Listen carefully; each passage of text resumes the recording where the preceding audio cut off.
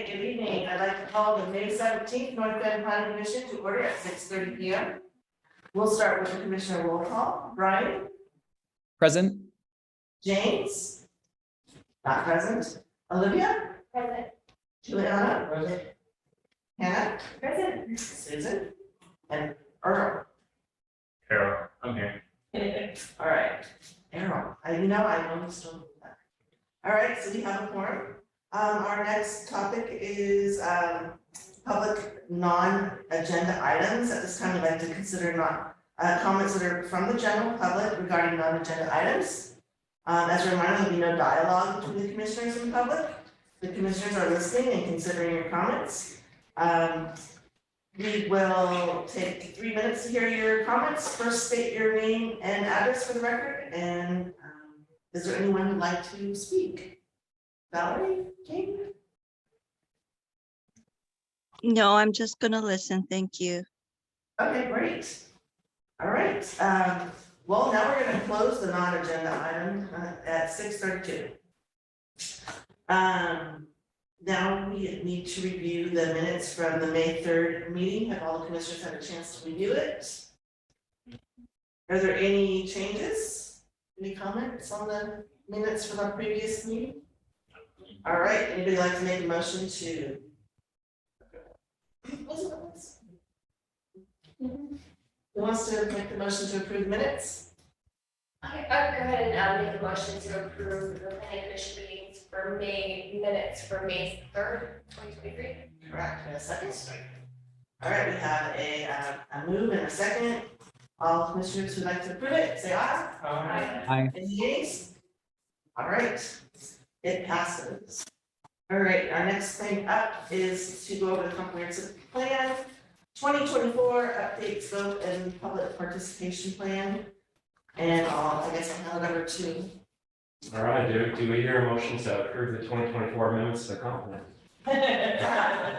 Very kind. Now, it's nice meeting, this is pretty informal, just to give you guys a bit of a heads up for what's coming. We do have a lot of work ahead of us for the next year. So again, we got a deadline of the end of 2024.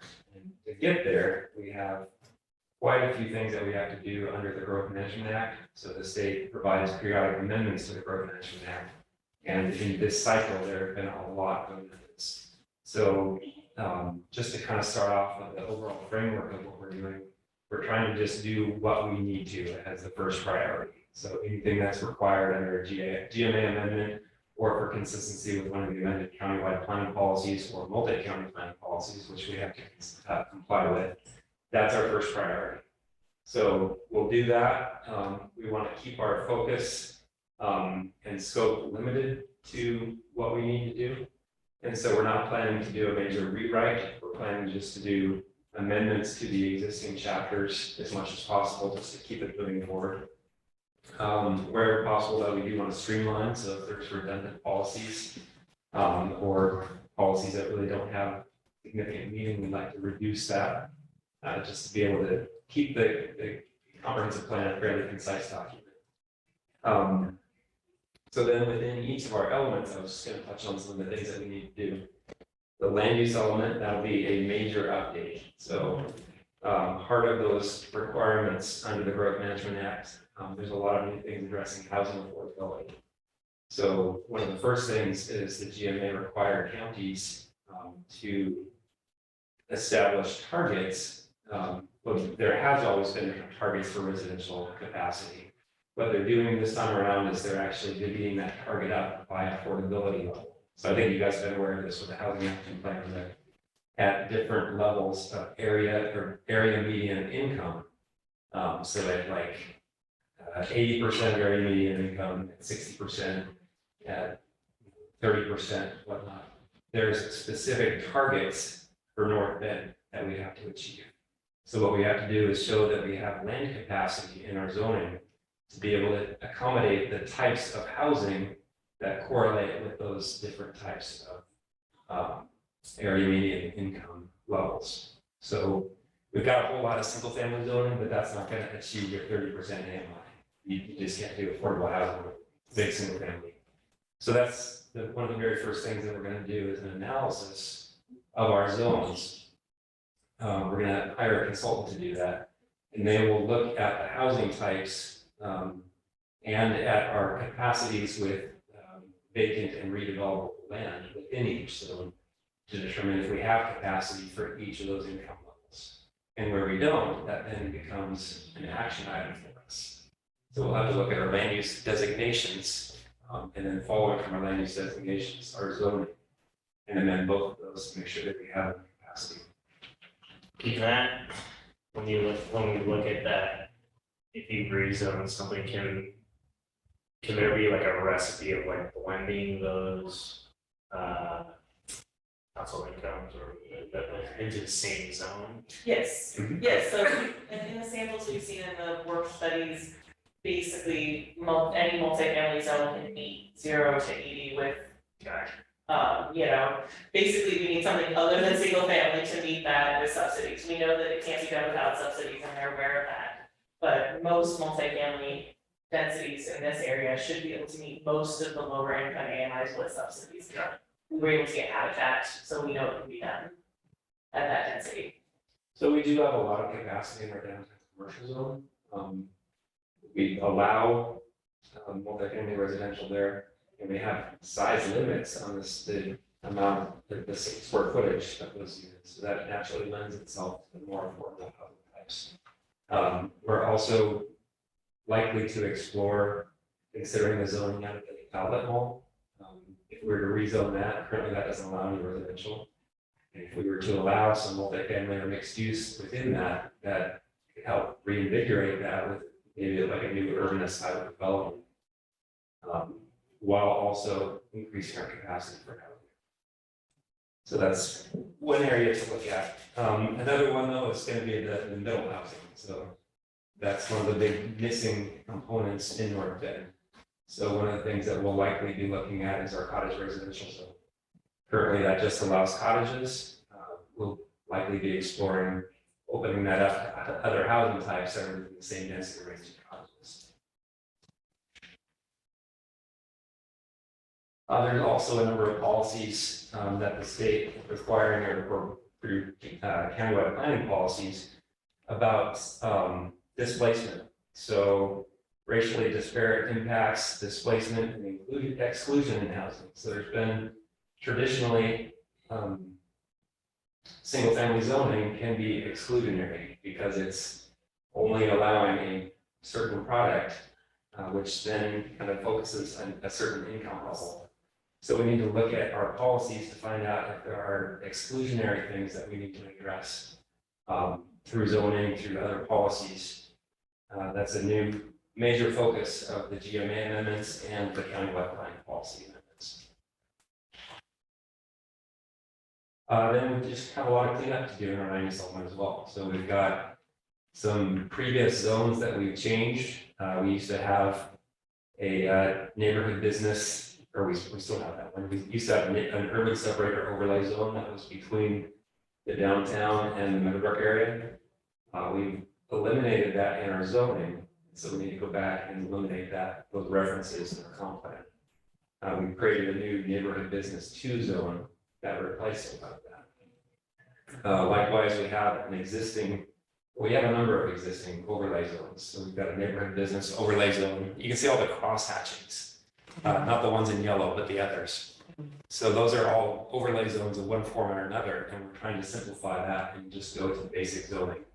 It's a lot more transparent to developers, easier for staff to be aware of and manage. And so we're going back to clean up our comp plan now to reflect those amendments that we've done with zoning. And then finally, we just have a lot of properties that the city has acquired for open space purposes since the time of our last update. So we'll be redesignating those properties as parks of open space. So Similarly, we did on the zoning, now we have to go back and do comp plan. Many areas the city purchase or acquire. quite a few. So one of the big ones is the Tenant Trailhead Park, all of that, and we updated the zoning, so you can already see that as green, but our comp plan is not consistent with that yet. all of this in here is since been acquired by the city. There's a number of other parks, so there's the Dahlgren Family Park, this Tanner Road Shoreline Park, added to E.J. Roberts Park, so a lot of things just here and there. So that is our land use element, and our land use element is going along with our housing element. Both of those need to directly relate to one another and be consistent with one another. So again, the housing element, there's a new focus under the growth management amendments about it's not just a matter of encouraging housing for all economic segments of the population. It's that you're required to show that you have capacity to be able for developers to produce housing within all of those different segments. So be looking at a lot of our policies, how our policies enable that housing. Also, again, at displacement issues. So, that's touched on most of that. Critical areas element, we're not really expecting many updates there. We'll have to show that our buffers and our critical area regulations are consistent with best available science. I don't anticipate much that we need to do in the comp plan for that. More of that is going to happen at the development regulation level. And we may just need some minor tweaks to policy to support best available science. But generally, the policies are broad enough to say be consistent with best available science. So there's not much to do there. Transportation element is done. That's great. Thank you guys for doing that review already. Utilities element, we expect to do some minor amendments. Nothing major there. The most major thing is regarding the Solid Water Association. So the intertie, we'll want to reflect that in the plans. And then we've got a new garbage service provider, so we'll update that information. And then otherwise, it's just kind of updating a lot of old information, but not any major policy change there. Likewise, with our capital facilities element, that will be some minor amendments. Just bringing back into our comp plan what we have in a lot of our 6-year capital improvement plans for transportation, for parks, et cetera. Our natural resources element, that's an optional element under the comprehensive plan that we don't feel like we need in North Bend. In most cases, only counties deal with the natural resources element because it's dealing with forestry, it's dealing with farming. And we really don't have those in the city. What we have in our element right now is some policies about not creating impact to adjacent resource uses outside the city limits. And we feel like we can hold those policies in the land use element and just be able to get rid of that natural resource element entirely, which is simpler. Parks element is done. Thank you guys again for working with the Parks Commission on that and providing a recommendation. So that and the transportation element are just in a holding pattern right now. The council's going to take a resolution to approve those elements, but not yet adopt them. And they'll be adopted formally with the rest of the comprehensive plan elements once those come through one at a time. Economic development element, we have our economic development action plan that the EDC has provided a recommendation to council on. That's currently before the council, and the council's working through some minor concerns that they have on some of the language on that, but we do expect them to adopt that very shortly. And that then forms the basis of the update to the economic development element. So that will be coming through probably later in the summer, early fall for you guys. Our shoreline element is basically the same as our environment element. We don't expect any major amendments there. Just some possible minor amendments dealing with best available science consistency. And then finally, our energy and sustainability element. We will provide some more significant updates in that. There are a lot of climate policies in the GMA amendments and countywide planning policies, so we want to make sure that we're consistent with those. It's not a lot of analysis, but it's just showing that we're kind of documenting that we're taking certain actions to be consistent with those policies. Also, some forestry policies. There's a lot of policies about tree cover and tree canopy retention. We don't currently have forestry policies, but we have a forestry section in our energy and sustainability element. So we'll be fleshing that out a little bit more with this policy. From there, once we have all of those elements ready to go, we will conduct state environmental policy act review. So we'll be hiring a consultant to perform that, and that will be for the comp plan as a whole. And so we hope that will streamline the process, be able to address any concerns that the public has commenting on that.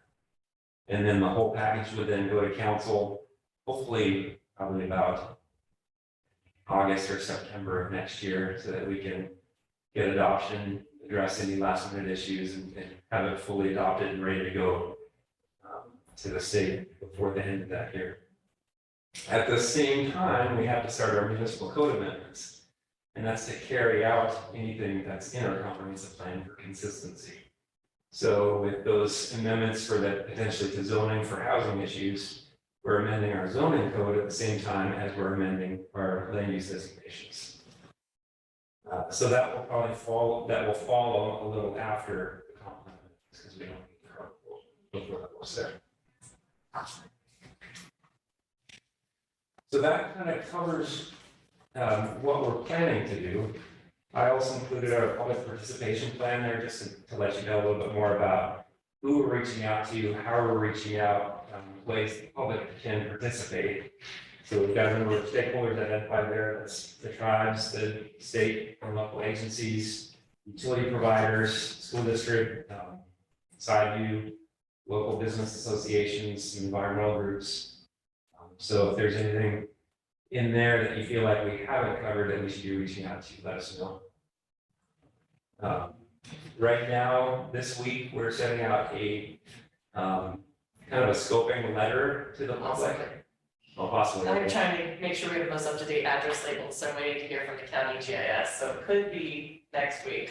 But we're hoping in the next couple weeks to get it out. So that will go to every property owner in the city. So you guys will get this letter in the mail. We're providing it in English and on the opposite in Spanish, so that people, non-English speakers, can have contact information. At least we have Lisa Escobar, who's a fluent Spanish speaker at the city, so she'll help with translating questions together with staff for any questions that people have. Should we consider including Snowplow and quasi-governmental groups? Who? Snowplow, police. Oh, the police?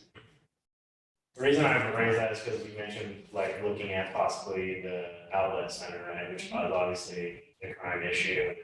They, I think it'd be good to see feedback, like if there was a newer development or something that we could pivot out of there. Yeah. That could solve some of the issues. Yeah, thank you. And what we're encouraging people to do with that letter is to sign up on our website under our Notify Me, so that they get all the notifications, because we're just gonna send the one letter out to everybody and try and convince them to sign up online, so that they'll then get the electronic communications that we have this public hearing, or we have this survey out, or we have this. So, it's very expensive and very time consuming to send out 2,000 notices. So we're gonna do it once and say, sign up if you wanna be notified. But then I will have some more specific invitations, like to the Snoqualmie Tribe, Yes. to like different business groups and so forth.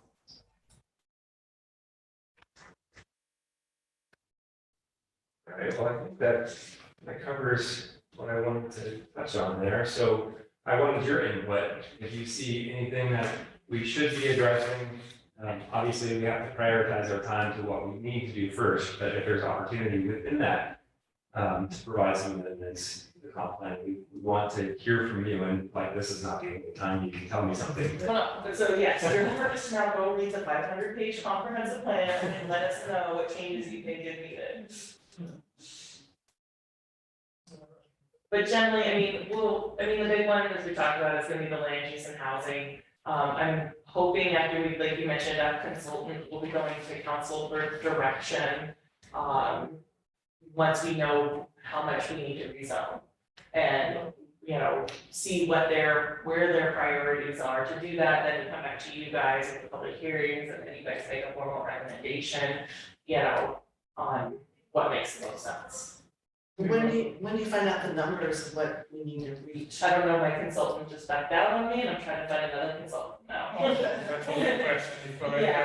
have. We did, but and by the time we were ready, they were full, they didn't have capacity to help us, it's been very hard to find consultants right now, they're all short-staffed, and, we couldn't start earlier because we were still waiting on the county policies, which still may not even be approved till the end of this year, so there could still be tweaks, so now that we're really in the meat of it, I've talked to a few people, we do have one in line, I wanna talk to a few more consultants before we decide.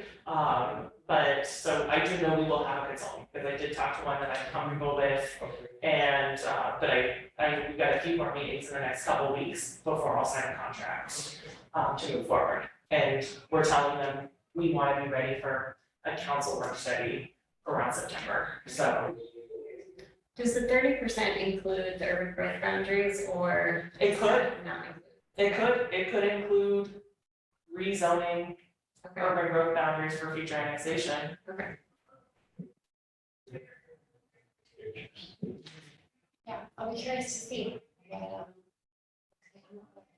I'm not sure if our policies require us to annex it in order to count, but I don't know if it does. I don't know if we could just show that the zoning's there and then they come in with an annexation application at the time. I'm not 100% sure.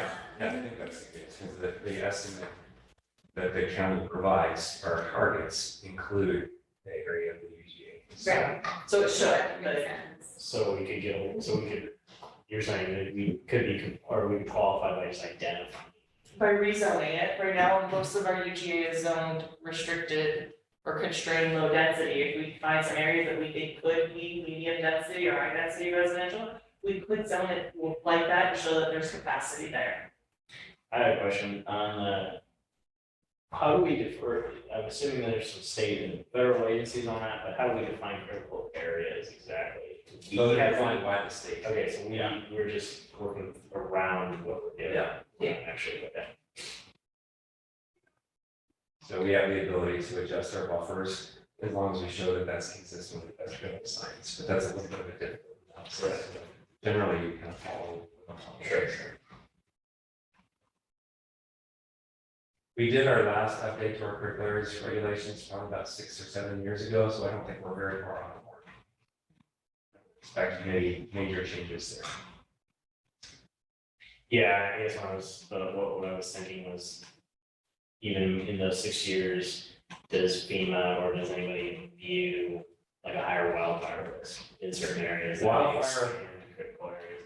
Yeah, so wildfire is a new issue. That's something that we'll probably have to provide some language on in our comp plan, but the state is requiring the new wildland urban interface regulations through the building code. It's actually a little bit odd that it's in the building code rather than land use code, which a lot of issues we have. But what that does is anything that's within a designated buffer from the wildlands, which happens to include all of the city of North Bend, has to meet these higher level of building code requirements and also landscape requirements.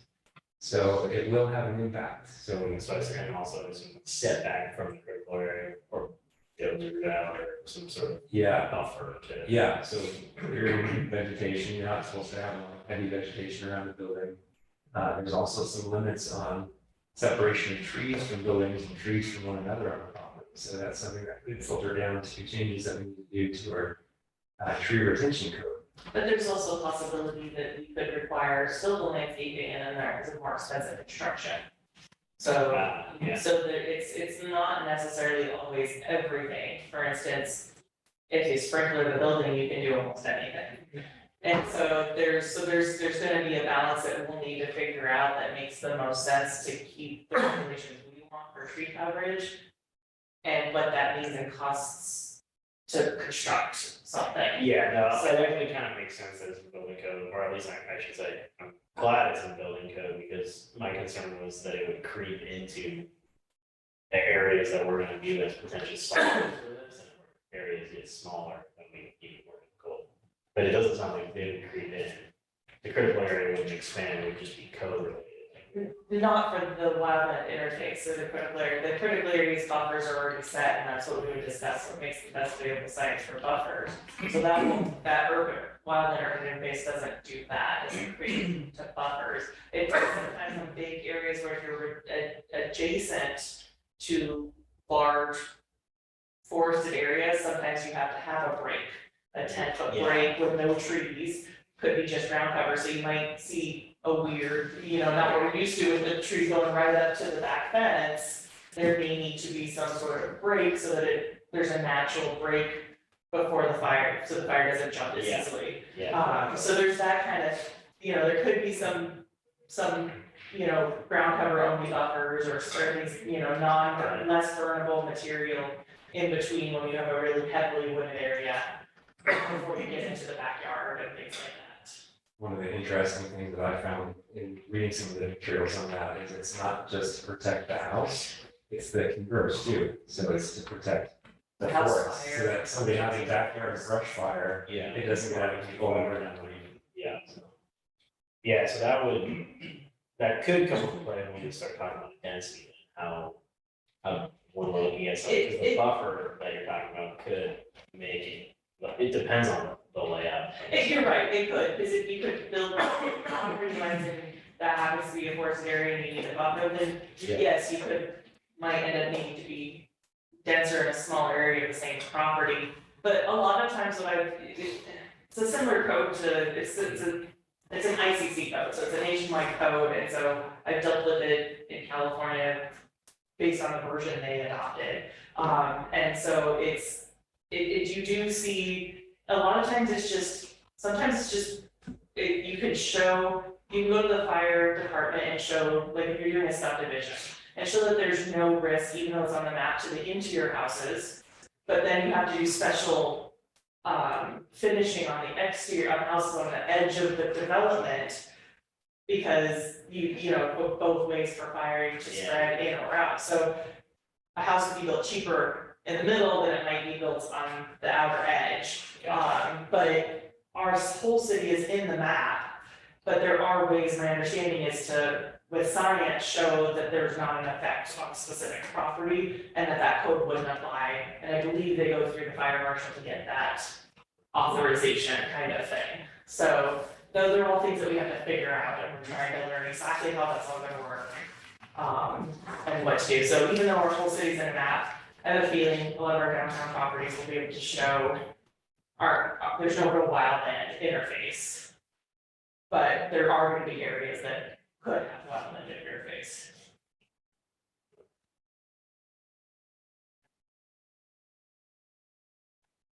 It's hard because we're a skinny city, so if their map is based on buffers you cover versus if you were a square city, your middle would be probably not mapped.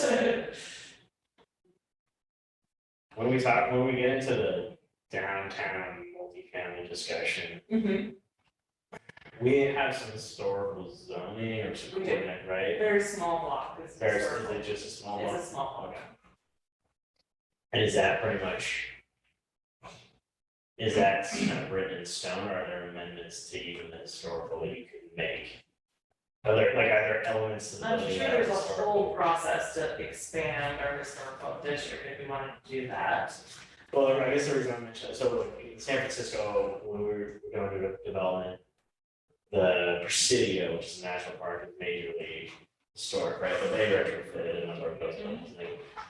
There were elements that had to maintain the historic park, and they could be. Yeah, there's a process, I mean, it's, the middle of that block is North End Way in Bendigo, it's the middle of the historic block, so we've seen some redevelopment in that area that they've gone through the process. Collision went through the process with their short frontage eating, some full short frontage, but cleaning up some of the overhang and things like that. So we partner with King County Preservation, so that review goes through them. But I don't think that has a big effect on where most of the residential in the DC zone takes place, so that it's a relatively small area. Okay.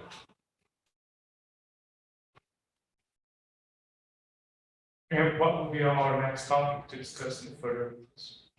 We were just talking about that today, so the latest element, we expected there to be a gap, because we need to do this analysis, so it's gonna take some time, so that's not gonna be for probably, at least 2 months. So in the meantime, it may be possible for us to bring one of the other elements that's not a pressing, high priority element, but still some things that we need to do, like maybe the utilities element. We can just bring the cleanup to that to you guys, Yeah. so that we're filling in the gaps and meeting our time efficient. But we may be canceling a few meetings as we really get working on this stuff, you know, and don't have anything to present.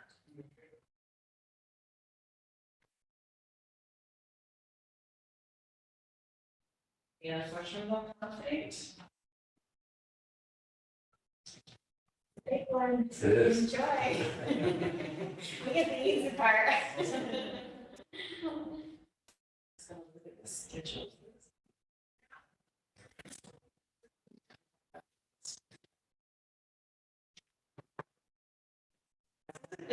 Really scheduled for you guys after this meeting. Nothing, there's nothing, you know, until we really have something concrete, like I said, we'll start maybe working on some easier ones, but you might get some of the summer vacation.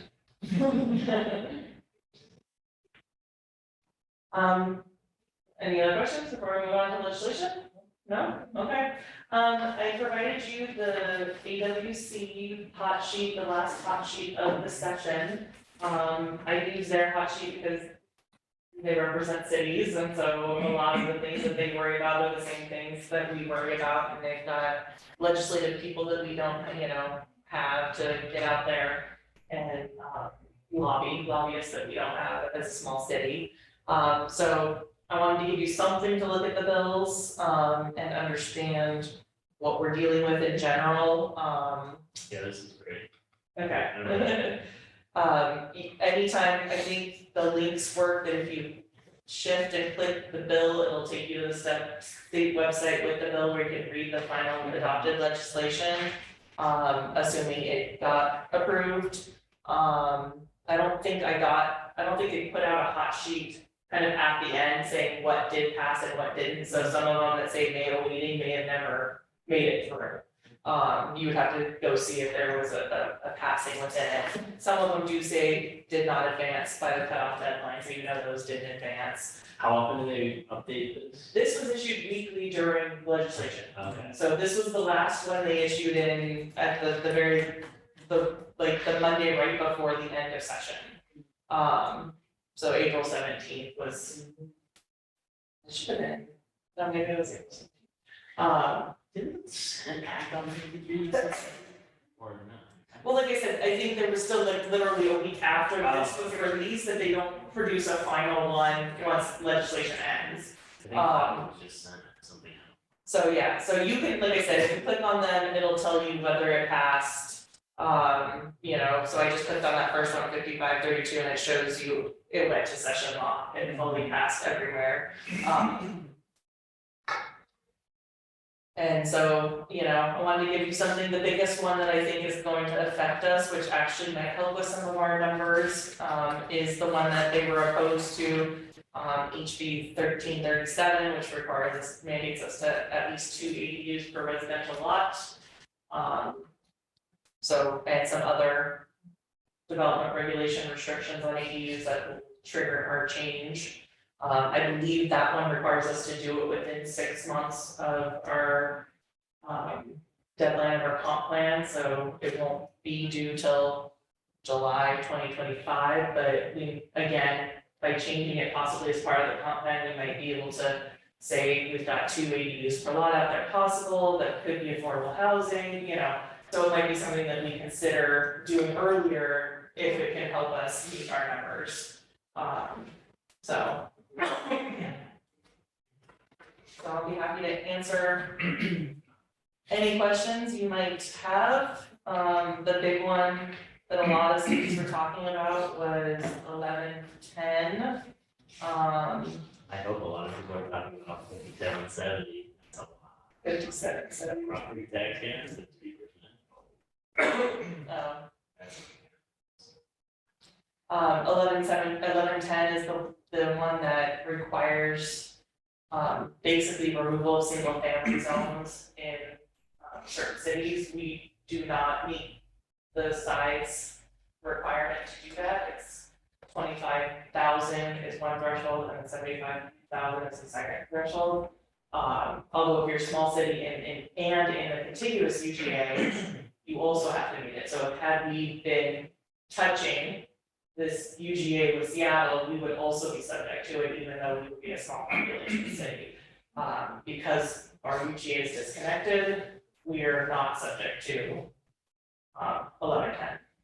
This is just Washington, right? Yes. It's physical, there would be subject to Yes. a huge number. Well, and they're contiguous UGA anyways, so it really doesn't matter their size, because they're contiguous UGA to a large city, Seattle. So anyone in in King County contiguous to Seattle will have to comply with that code. But then depends on whether they're 25 or 75,000, will depend on how dense.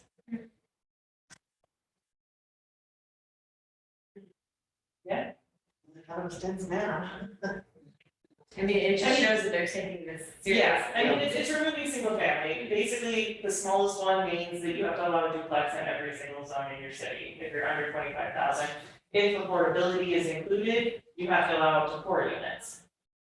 So most likely, most people when they're building park aren't gonna restrict it to affordable housing, keep restricted. So basically, it's gonna, in smaller cities, 25,000 to 75,000, or under 75,000 in a contiguous UGA, will basically, a single family could convert to a duplex in any city.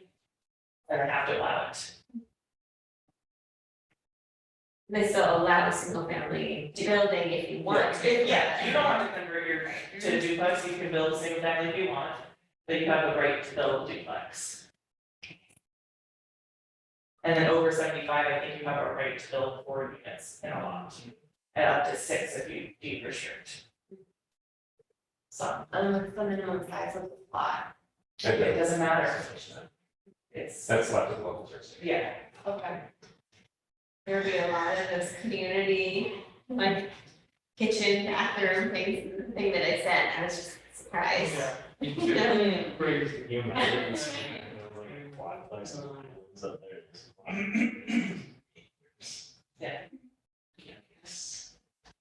It's good to have the options and, you know, in some ways it's nice that we're keeping the recreation and the open space available, so that part is good.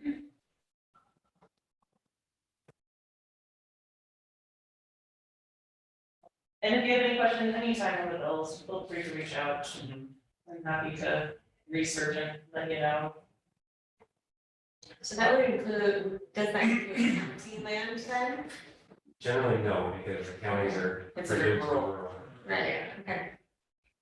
Cause I'm like, that would be a Yeah. big difference. No, there was a big one out there, whether the county had to allow an EDU, because they weren't subject to that requirement in the past. So I think there was a bill out there under discussion, I don't remember much about it, this was only county, affected only the county. Whether they had to allow an ADU with every single family, or whether they could restrict only certain areas to have ADUs. So yeah, no, it doesn't. Yeah. They did say, and I don't know how true it's gonna be, AWC mentioned that the HB 1110 ADUs counts towards the units, so if you allow, if you are required to allow 4 units, you could say, I'm doing that by allowing 3 ADUs and not by allowing a duplex. So it'll be interesting to see how cities take that requirement and what they end up allowing. Whether they allow a triplex or whether they want two ADUs instead, attached or detached. And the reality is, in history, it was a whole lot more common, you Yeah. know? Yeah, we're really just going back to what it was. Right. In the 20s. Right. Baby boomers. I don't have anything else, so there's no other questions. That's it. And we'll see you when you see you. Yeah. There's no party. Just kidding. All right, so with that said, we can conclude this meeting at 7:10. Thank you to our online participants. Yeah, thank you.